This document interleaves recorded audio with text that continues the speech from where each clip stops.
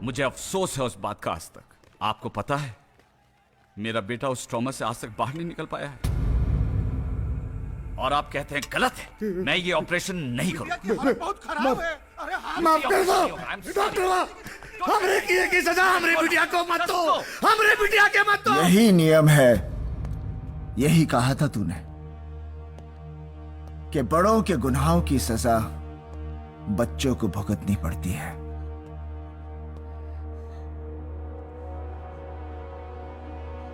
Doctor साहब, आपको एक किस्सा सुनाना चाहता हूं। एक साधु था जो रोज गंगा की सीढ़ियां पूजा करने के लिए उतरता था। अक्सर उसे एक बिच्छू काटता और वो उसे उठाकर किनारे पर रख देता। किसी ने उससे पूछा कि बिच्छू तुम्हें रोज काटता है, फिर भी तुम उसे उठाकर किनारे पर क्यों रख देते हो? साधु ने कहा, बिच्छू होकर भी अपना धर्म नहीं भूलता, तो मैं साधु होकर अपना धर्म कैसे भूल सकता हूं?